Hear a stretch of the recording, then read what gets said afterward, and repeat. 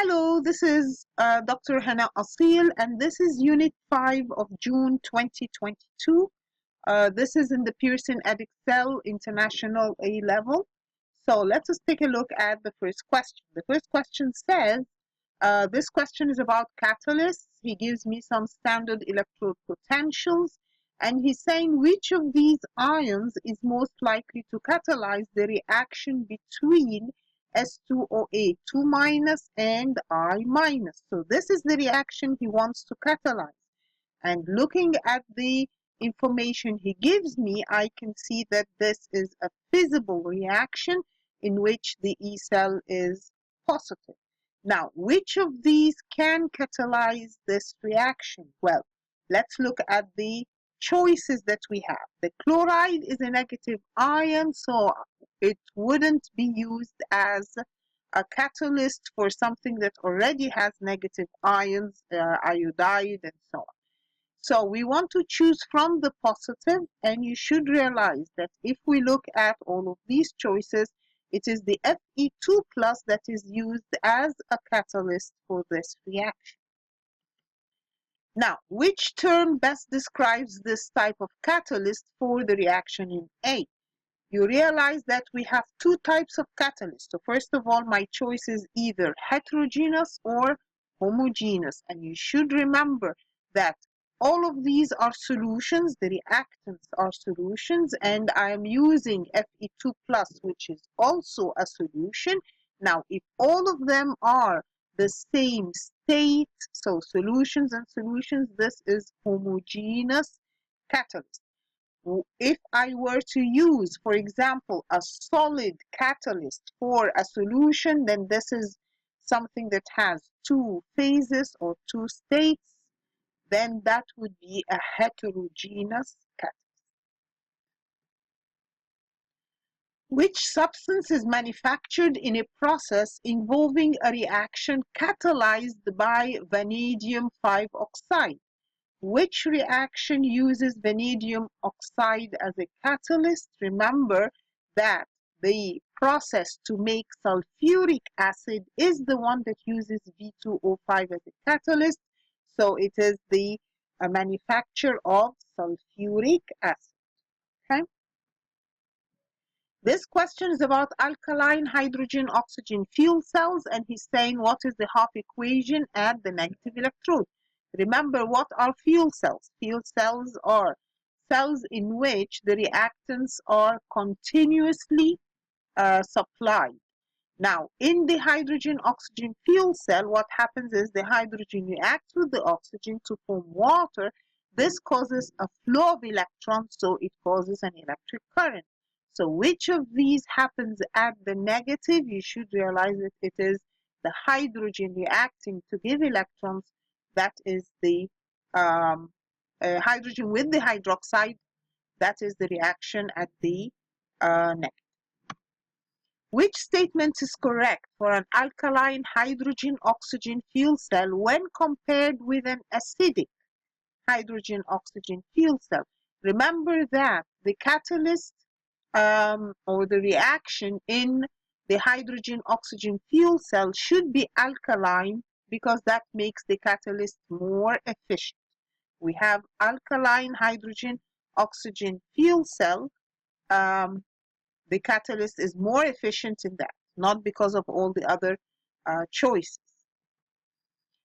Question 3 says, excess aqueous sodium thiosulfate is added to an aqueous solution of vanadium 5, ammonium vanadate 5.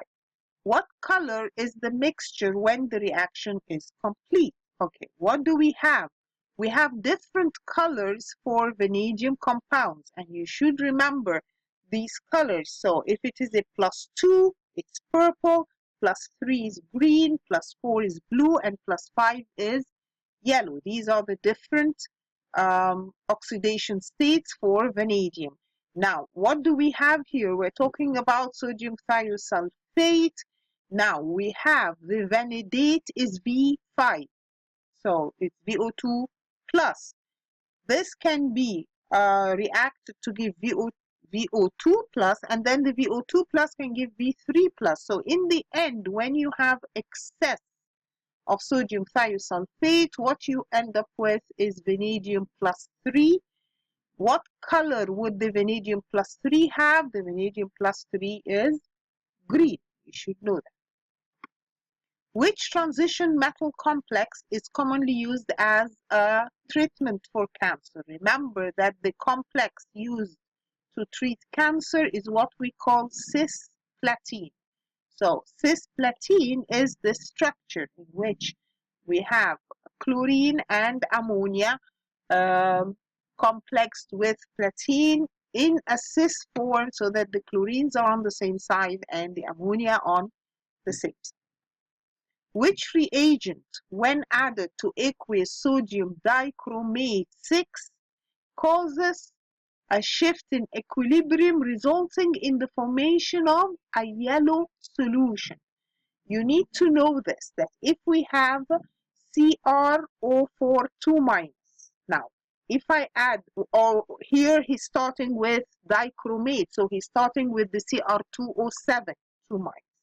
So you should realize that the Cr2O7 2-, first of all, is orange, and the CrO4, that's the yellow, CrO4 2-, that's the yellow solution. Now, in order to shift from the dichromate, Cr2O7, to the chromate, which is yellow, going that way, you add sodium hydroxide. If we were to go from the yellow to the orange dichromate, then we would add acid. A titer has an uncertainty of 0.32%. So in the titration, the uncertainty is 0.32%. The uncertainty for each reading in the burette is 0.05. What is the most likely value of the titer? Remember, how do we get uncertainty? When we read a burette, we read it twice, initial reading and final reading. So the uncertainty is multiplied twice. To get the percent uncertainty, we multiply the uncertainty twice over the titer times 100. So he's telling me that the uncertainty is 0.32%. That means I can calculate what is the titer, and the titer comes out to be 31.25 centimeter cubed. Are we following? Okay. This question is about polymers. A repeat unit of the polymer PET has the structure shown. What is the percentage by mass of carbon in the repeat unit? Okay, in order to get the percentage by mass carbon, I need to see what is the formula first. So I look at all the carbons, hydrogens, and oxygens, and I find that the formula for this is C10H8O4. Then I need to calculate the total MR. The total MR is, of course, carbon is 12 times, we have 10 of them, plus 8 of hydrogens times 1, plus 4 of oxygens times 16. This comes out to be 192. So the total MR is 192.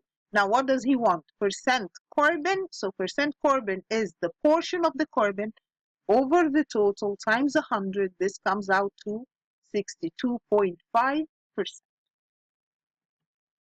One of the monomers used to make PET is this compound, benzene 1,4-dicarboxylic acid. How many peaks are there in the carbon-13 NMR of this compound? Well, the number of peaks is the number of different carbon environments.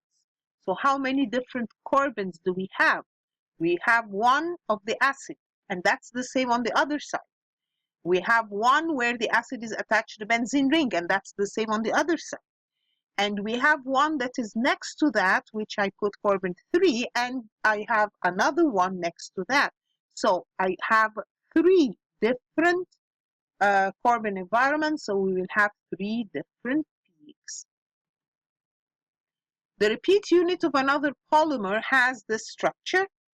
This polymer is formed from what? Okay, if we look at this polymer, obviously it was formed from what?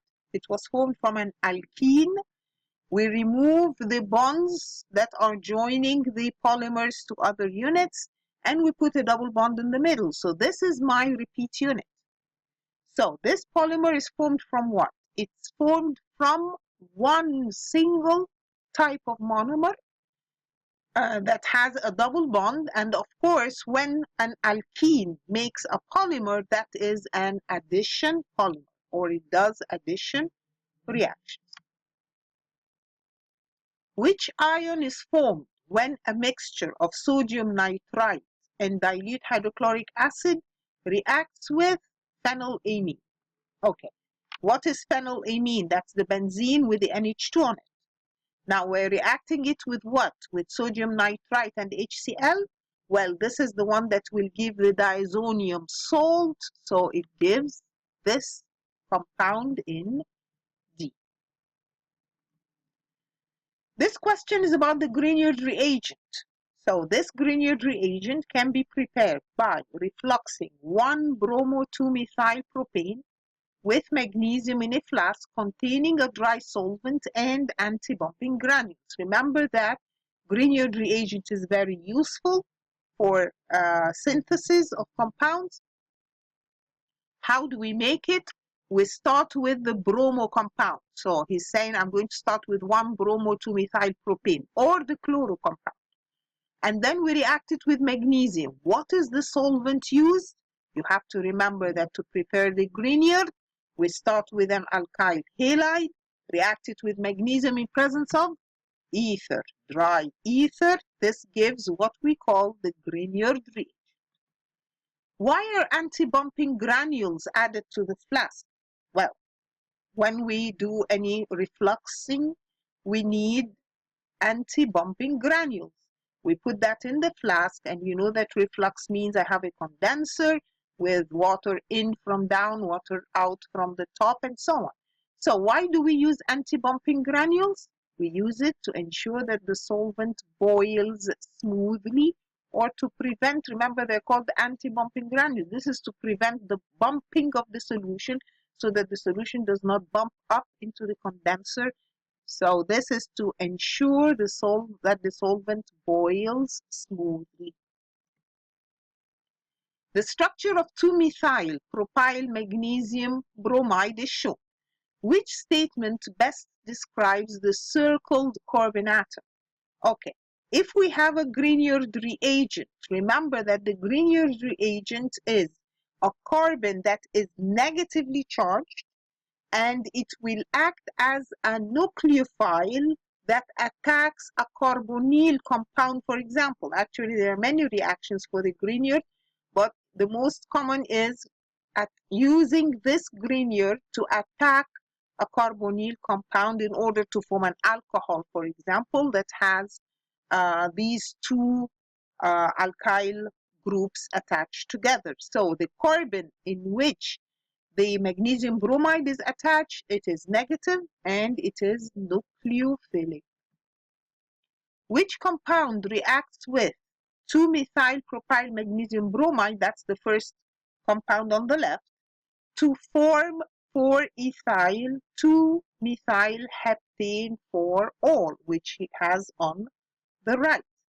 So if I have the Grignard reagent, what can I react it with to get that compound on the right? Well, obviously, I'm going to react it with a ketone, and the ketone has to have a total of these number of carbons. So this is hexane 3-on. If you look at the hexane 3-on, you'll find that attacking the carbon of the Grignard reagent will attack at the carbonyl, causing that to be an alcohol, and it would give the required product. This question is about amino acid serine. Which ion is most likely to form if serine is dissolved in sodium carbonate? Remember that amino acids can be dissolved in acids and can be dissolved in a base or a carbonate, a sodium, to form the sodium salt. So which of these compounds will be formed if I'm dissolving it in sodium carbonate? Sodium carbonate means the NH2 will remain as it is. Remember that the NH2 does not become NH3 plus unless if you have acid. So if you're adding this compound to an acid, you'll probably get compound A. But if we're reacting it with a base or sodium carbonate, then the compound in D is what we get. The NH2 remains the same and the acid loses its H plus, so it becomes the sodium salt. So it is this compound with a negative charge on the oxygen and Na plus, for example. So this would be the sodium salt. Serene has a melting temperature in the region of 200 to 300 degrees Celsius. This high temperature is mainly due to the formation of which of these? Basically, he's asking which of these is stronger. And which of these do we have when we have amino acids? Remember, amino acids can form hydrogen bonds. They can form London forces. They can form peptide bonds if we're reacting them together to form dipeptides. And they can also form ionic bonds if we are putting the acid group of one next to the amino group of the other. This is ionic bonds, and these are the strongest. So this is what causes them to have a higher melting temperature. Which is correct for the reaction of bromine with phenol when compared with benzene? So which one is more reactive, the phenol or the benzene? So if we're talking about benzene, in order to react it with bromine, I need to put it in anhydrous iron bromide as a catalyst, and that puts the bromine on the benzene ring. But when I have a phenol, it reacts quickly. So phenol is more reactive. Remember, because of the presence of the OH group, this gives higher electron density. So it makes this more reactive. So remember that the phenol is more reactive than the benzene. And if we say why, it's because of the presence of the OH. Oxygen has lone pair of electrons that increase the electron density of the benzene, so it can react more easily with the bromine. This question is about 2-ethanoyl aminobenzoic acid. Crystals of this compound emit flashes of light when crushed. 2-ethanoyl aminobenzoic acid can be synthesized using benzene as a starting material. So he's starting with benzene and he wants to end up at the end after step 5. He wants to get the required compound. The first question says a student proposed a mechanism for step 1. Step 1 is where the benzene ring has to attack the CH3 and add the CH3 to the benzene ring. So he's saying identify 2 errors in the mechanism by circling them. Now, in this mechanism of the benzene ring, remember that the benzene ring is high electron density. So the arrow should go from the benzene ring to the positive carbon on the methyl group. So this arrow should be going the other way around. Now, the other arrow in the middle, remember that the electrons of the hydrogen go to the benzene ring because after the reaction with the CH3, the benzene ring is positive. So I need to take electrons, and that means I'm taking both electrons. Notice that the arrow is a half arrow. We use a half arrow only when we are doing what we call homolytic fission of the bond, and we're giving only one electron to the benzene ring. That's not right. We're giving both electrons to the benzene ring so that the H plus is released. So that arrow should be double-headed. So he's saying state how the errors identified should be corrected. Justify your answer in terms of the structures. Okay, we said that first arrow should go the other way around. So the arrow should be from the benzene ring, which has higher electron density, to the positively charged methyl group. The other arrow, the arrow from the CH to the ring, should be double-headed, since both electrons in that bond are transferred to the positively charged ring. Give a reason why it's important to keep the temperature below 30. This is for this reaction. In step 2, what is he doing? He's nitrating the benzene. He's adding nitro group to the benzene ring. And he's saying this should be done at lower than 30 degrees. Notice that he wants to add only one NO2 group to the benzene ring. That's why we need to put it at lower temperature to prevent further substitution of the nitro groups to form dinitro or trinitro compounds, since the methyl benzene is more reactive than the benzene. So the methyl benzene would react very quickly due to the electron releasing methyl group. So the presence of the methyl group up there releases electrons to the benzene ring, making it more reactive than just benzene. State the type of reaction in step 3. Well, what is step 3? He's changing CH3, he's adding alkaline potassium manganate, and he's changing the CH3 to COOH. He's changing the methyl group to the acid. What kind of reaction is that? You should realize, first of all, that potassium permanganate is an oxidizing agent, and what happened to the compound is oxidation. Identify by name or formula the reagents needed for step 4. Okay, which one was step 4? This is step 4, and notice please the direction of the arrow. So in step 4, we're changing the NO2 group to NH2 group. So we're changing nitro to amino groups. How do we change nitro to amino groups on a benzene ring? We add tin in presence of concentrated HCl. This will change the NO2 to NH2. Explain how the structures of ethanoyl chloride and compound A enable them to react, forming the 2-ethanoyl aminobenzoic acid in step 5. Okay, what is he talking about? In step 5, we're trying to change NH2 to NHCOCH3. So he's reacting the amino group with an acid chloride, ethanoyl chloride, in order to substitute the hydrogen on the amino group to form 2-ethanoyl aminobenzoic acid. And he's saying how the structures of ethanoyl chloride and compound A enable them to react. So what do we have?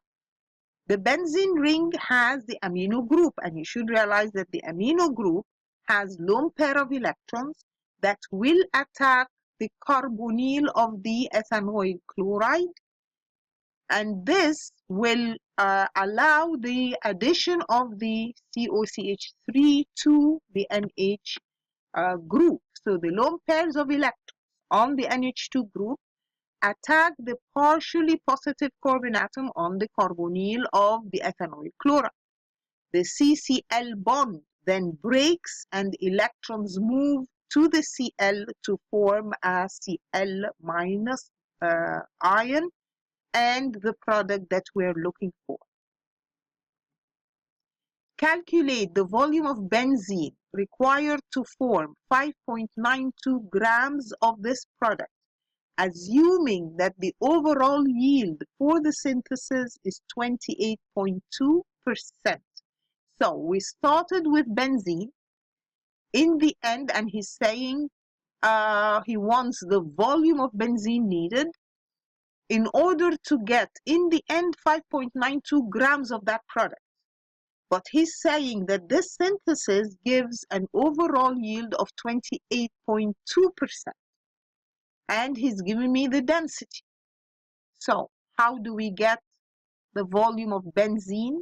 Well, he gives me 5.92 grams of that product. So the first thing I should calculate is the theoretical yield that we should get. You should realize that the 5.92 grams is actually only 28.2%. So what he should have obtained is 20.99 grams. Are we following? He was supposed to get 20.99 grams. but actually he got 5.92, and he's telling me that 5.92 is 28.2% of what I should get. So now my product, my theoretical yield of the product is 20.99 grams. So calculating the MR of the product, this comes out to be 179. I can then get the number of moles of the product, the mass that I calculated over the MR. This gives me the number of moles of the product. And from the synthesis, you can see that all of them are 1-to-1 ratio. So this is the same as the number of moles of benzene. Now I have number of moles of benzene.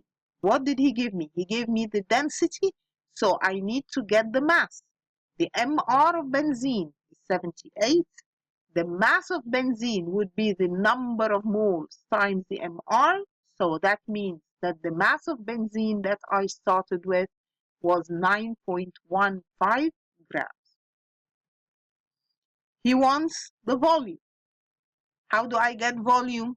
The density he gives me, density is mass over volume. So I can use that to get volume. That will be mass over density.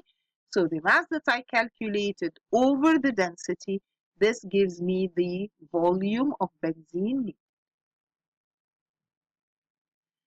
Compare and contrast the reactions in aqueous solution of nickel 2 sulfate with sodium hydroxide and with ammonia.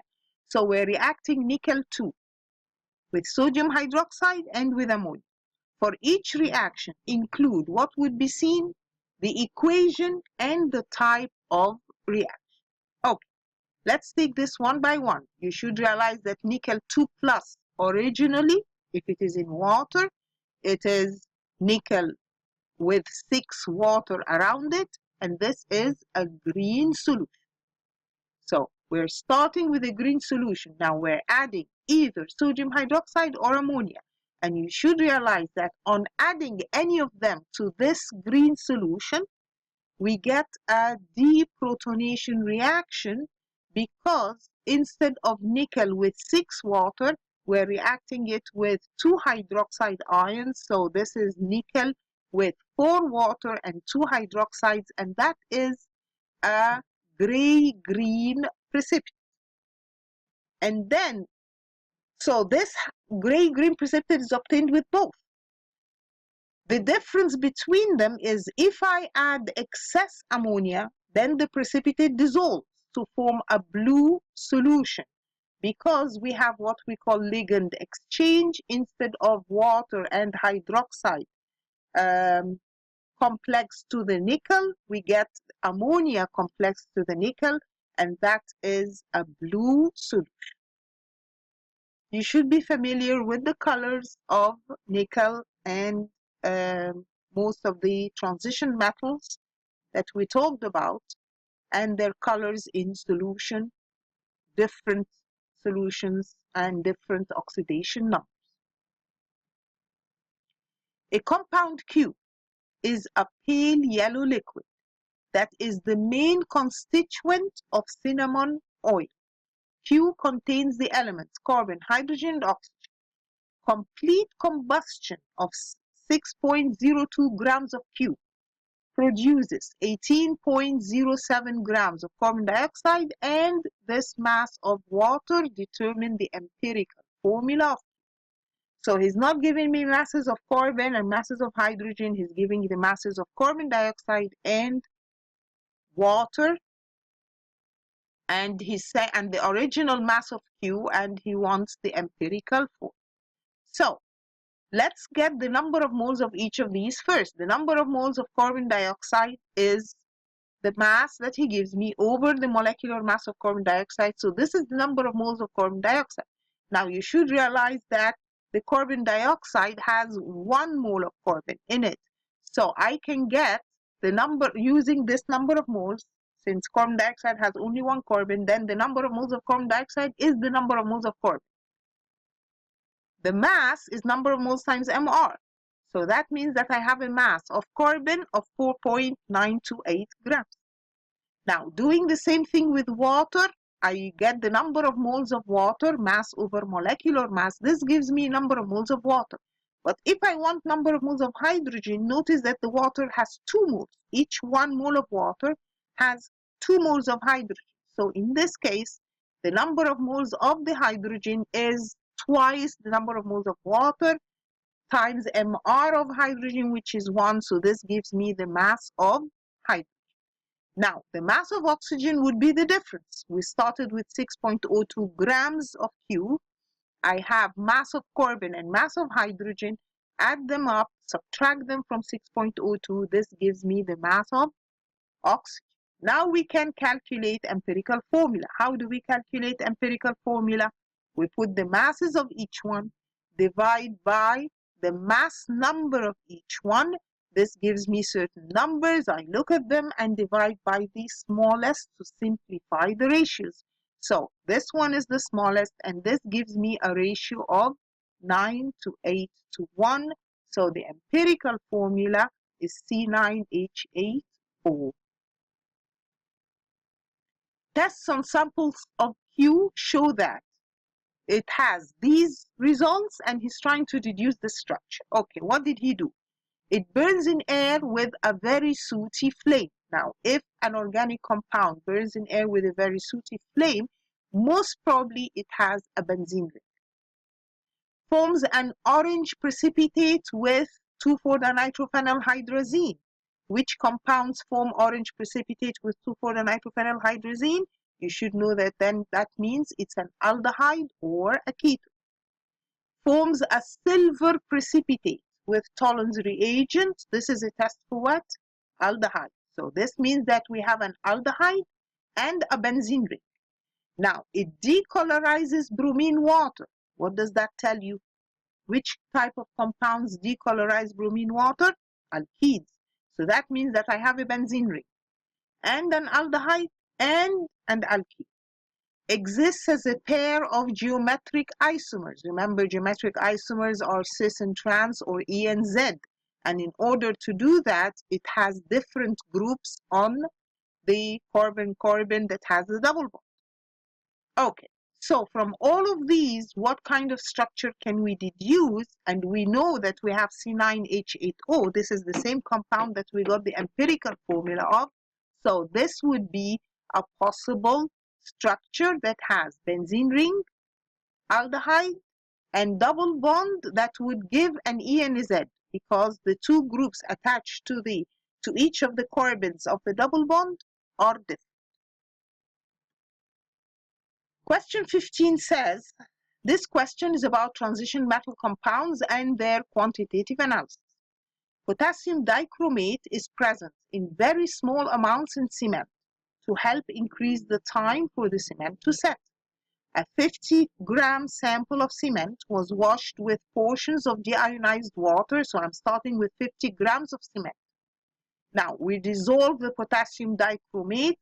Any insoluble residues were removed by filtration, and the filtrate was transferred to a volumetric flask. So now we have the amount of potassium dichromate that was in cement. The volume was made up to 100 centimeter cubed using 2 mole per decimeter cubed sulfuric acid. 50 centimeter cubed of that solution was transferred to a conical flask, titrated with a solution of ammonium iron 2 sulfate. Remember that potassium dichromate is an oxidizing agent, so we're reacting it with iron 2 that has a certain concentration. The indicator N-phenyl anthranilic acid was used, which gave an intense red-violet color at the endpoint. The mean titer for the ammonium iron 2 sulfate was 10.9 centimeter cubed, and this is the ionic equation for the redox reaction in the titration. What is the question? State the color of each chromium species in the reaction. What is the color of dichromate? Cr2O7 2-. You should realize that the dichromate is something that is orange, and the chromium 3+ is green. You should be familiar with these colors. So just the reason why indicator is needed, I already have colored solutions. Why do I need an indicator? Well, that's because the color change at the end point is not sharp. I need something that will change color sharply, as he said, at the end point. Okay, 6, this is the equation for the reaction, and he said a 50-gram sample of cement, and we use the 100 centimeter cubed of the dichromate, and then we took 50 centimeter cubed of that, transferred to a conical flask, titrated it, and he gives me the concentration of the iron 2 that was titrated. And the mean titer of the iron 2 sulfate was this. Calculate the percentage by mass of potassium dichromate in the cement sample. Okay, what should we do first? Of course, he titrated something with the ammonium iron 2 sulfate. He gives me its concentration and its volume. I can get number of moles of iron 2 sulfate, concentration times volume. Remember that he gives me the volume in centimeter cube, 10.9, so I need to divide that by 1,000. This gives me this number of moles. Then I look at the equation and I find that the number of moles in the equation, dichromate is 1/6 of the iron 2. If the iron 2 is 6, the dichromate is 1. So in order to get the number of moles of the dichromate in the 50 centimeter cube that was titrated, you divide the number of moles of the iron 2 sulfate by 6. This gives me a number of moles of potassium dichromate, but this is in 50 centimeter cubed. We had 100 centimeter cubed solution, so that means I multiply that number of moles by 2. So this gives me the number of moles of potassium dichromate. Okay. We can calculate the MR of the dichromate, and we can use that to get the mass. So mass is number of moles times MR, the number of moles we calculated, times its MR. That gives me a mass of potassium dichromate that was in the cement.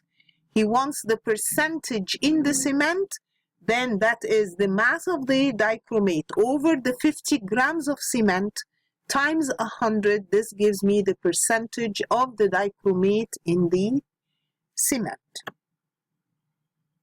N-phenyl anthranilic acid has this structure. The solution used as an indicator was prepared by mixing 100 milligrams of this acid in 5 centimeter cubed of sodium hydroxide solution. The mixture was then diluted to 100 centimeter cubed with water. Explain why this acid is added to sodium hydroxide before it is mixed with water in the preparation of the solution. Okay, this is an acid, an aromatic acid. Now, if we put it with sodium hydroxide, the acid group will react with the sodium hydroxide to form the sodium salt. So up there it is O minus and A plus. It's not OH anymore. And this is more soluble in water than the acid compound. Concentration of chromium 6 in aqueous solution may also be determined using a colorimeter. On adding this compound, which he calls DPC, to a solution of chromium 6 ions, an intensely colored octahedral complex forms. Now, the structure of the DPC is this. Describe how the DPC is able to act as a bidentate ligand. Remember, what do we mean by bidentate ligand? And this compound will attach itself to the chromium ions using 2 dative bonds. So where will the 2 dative bonds come from? Remember that the nitrogens have lone pairs. So the lone pair of electrons on one of the nitrogen atoms on the right and the lone pairs on one of the nitrogen atoms on the left will form dative bonds to the chromium. So each of these compounds forms 2 ligands or 2 ligands attachment dative bonds to the chromium. So that means that the total, the CRDPC3, has 3 of these molecules, each of them having 2 bonds. So we have a total of 6 bonds to the chromium, which forms the octahedral complex. The intense color of this complex is due to the transfer of electrons from the ligand to the chromium 6 ion. Suggests a possible reason why the color is not due to transfer of electrons between split d orbitals in the ion. Remember that in many of the transition metal complexes, the color is due to the transfer of electrons between the d orbitals. But this does not happen when we have chromium 6. Why is that? He says refer to the electronic configuration of chromium. Well, let's look at chromium. Chromium has a total of 24 electrons. So if I do the normal electron distribution, I end up with 4s2, 3d, 4.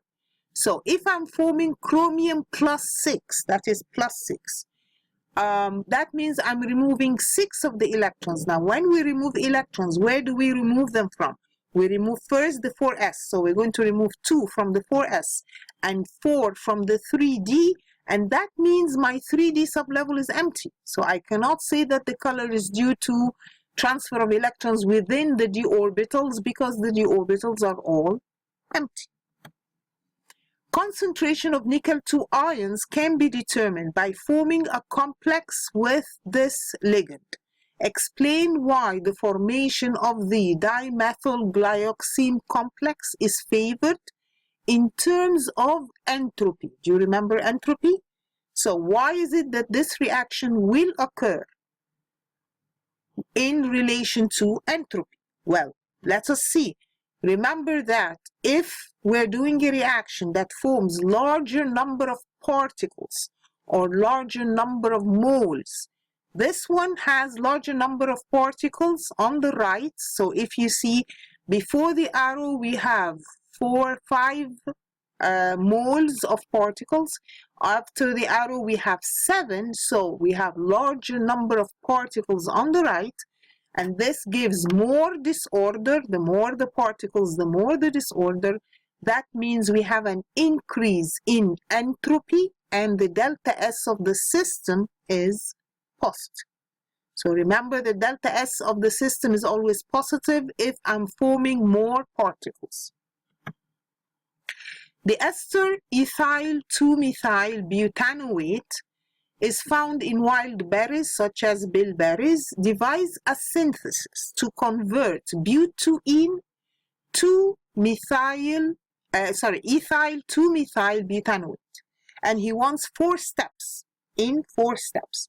Include reagents, essential conditions, name or structure of each of the compounds that are formed. So let's take a look. He wants to start with butene in order to form this compound, ethyl 2-methyl butanoate. Okay, what can we do first with the butene? We can actually use more than one synthesis. This is one of them. So this alkene, I can add HCl or HBr, remember. HCl or HBr to form the chloro compound. So this will form the 2-chloro. This, he wants the name of the intermediate products. This is 2-chlorobutane.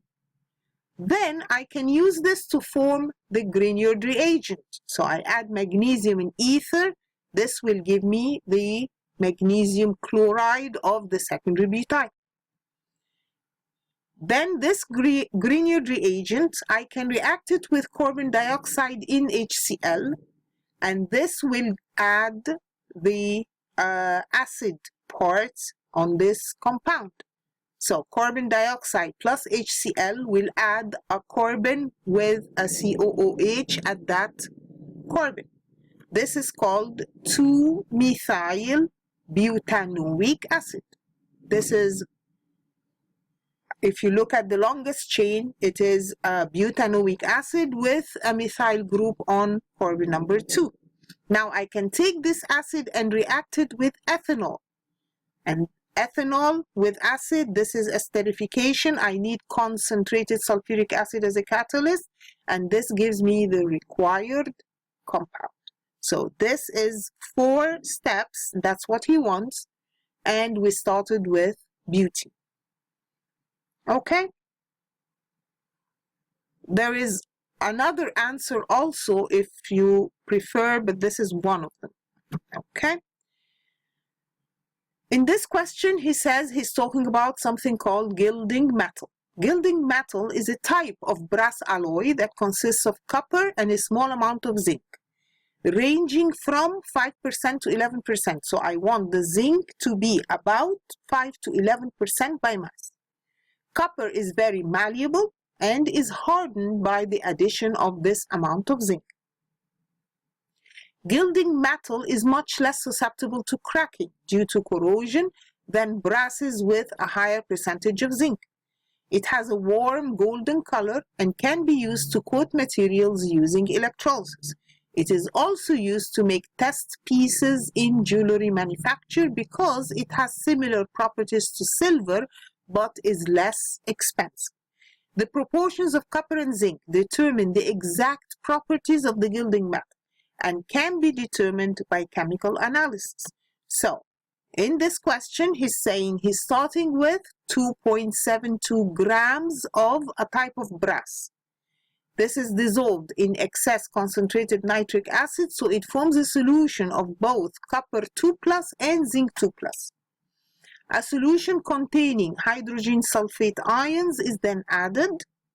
The addition of ammonium thiocyanate gives a precipitate of copper thiocyanate. Precipitate of the copper 1 thiocyanate is collected, dried, and found to have a mass of 4.69 grams. So we started with the brass, dissolved it, so we started with copper ions and zinc ions, and we ended up with a precipitate of copper thiocyanate, and he says the mass is 4.69 grams. Determine whether or not this type of brass is a gilding metal by calculating its percentage by mass of copper. So I'm going to calculate its percentage copper and then determine the percentage of zinc and find if it is within the same range that he mentioned so that it's a gilding metal or not. Okay, where do we start? We have copper thiocyanate. He gives me a mass of the copper thiocyanate. I can get the MR of the copper thiocyanate and use that to get number of moles. So number of moles is mass over molecular mass. So now I have a number of moles of the copper thiocyanate. Now, if I look at the equations, the copper thiocyanate is 1-to-1 with the copper ions. So that means that this is the same, and the copper plus also is 1-to-1 to copper 2+. So this number of moles is the same as the number of moles of the copper 2+. I can use that to get the mass of copper. So number of moles times MR, that gives me a mass of 2.45 grams. And that means I can calculate the percent copper. 2.45 over the 2.72 times 100. That means I have percent copper 90. That means my percent zinc is how much? It's 10%. So he said it should be 5 to 11 in order to be a gilding metal. Yes, it is 5 to 11, so it is a gilding metal. Explain by considering both thermodynamic and kinetic factors why HSO3- reduces Cu2+ to Cu+, but does not then continue to reduce the Cu+ to Cu. Okay, we have the values for the E note. You can see that if I'm starting with the HSO3- and I am using it to react the copper 2+ and change it to copper plus, the E cell is almost 0. So the copper 2+ actually should not be reduced. So we're having a cell that is not really positive, but it is very close to 0. So it occurs since the E note is very close to 0 and the conditions are not standard conditions. So that would account for the fact that it does occur. He said up there that it does occur. Okay, now if we go on to do copper plus to copper, he's saying it does not happen, even though if we calculate the E, it comes out to a positive number, so actually it should happen, it should be reduced. But he's saying it does not. That means that if we're talking about the thermodynamic process, then activation energy must be high, and that is why it does not happen, because the E cell tells me that it should happen. After copper thiocyanate is precipitated, the zinc ions remain in solution. A student suggested that these zinc ions can be precipitated by adding a large excess of sodium hydroxide. Comment on this suggestion.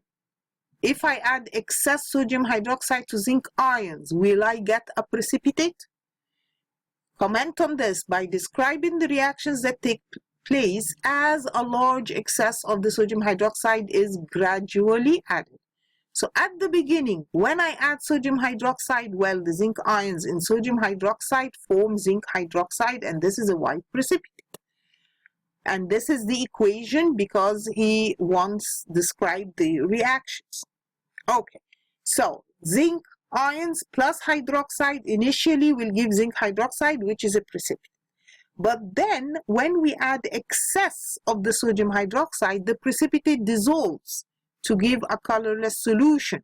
And that is because it will react with the hydroxide ions to form zinc hydroxide 4 2-, and that is a colorless solution. Suggest why gilding metals are less malleable than pure metal by considering their structure.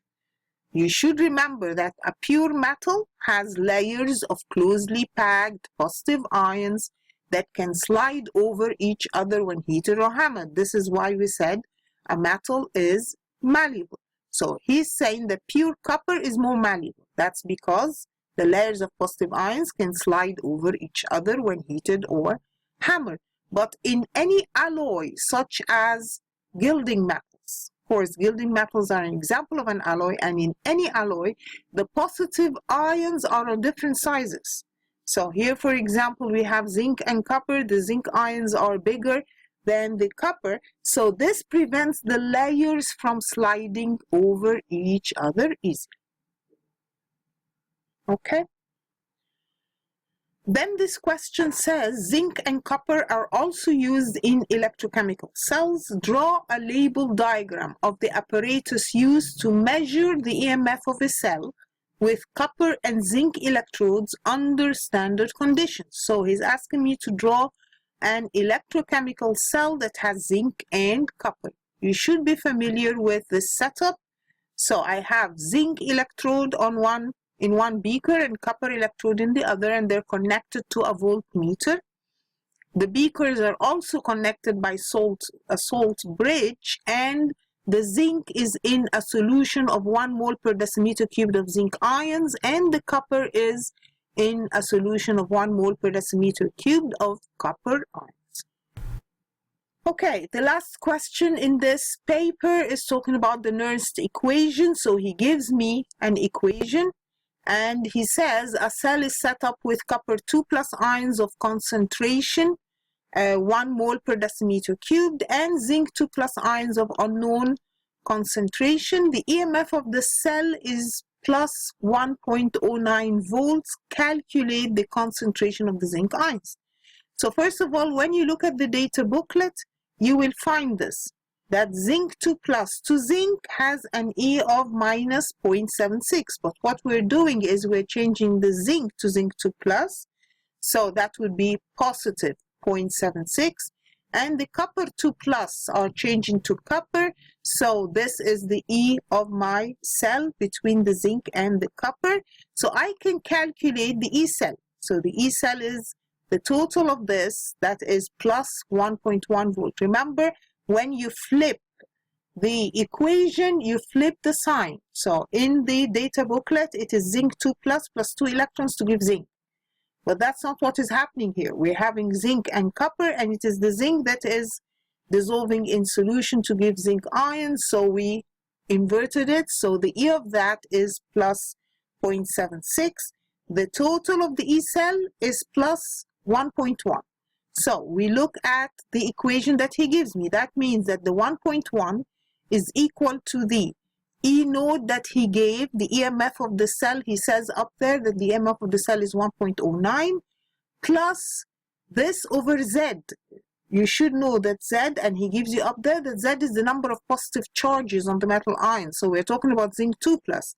So we have 2, Z is 2, times the natural log of the concentration of the zinc 2 plus ion. I can use that to get the concentration of zinc 2 plus ions. That would be the inverse log of that. So that comes out to be 2.158 mole per decimeter cube. Okay, and that's the end of the paper. Thank you for listening. Please use that to help you to revise, and if you could share this with other students, and thank you for listening.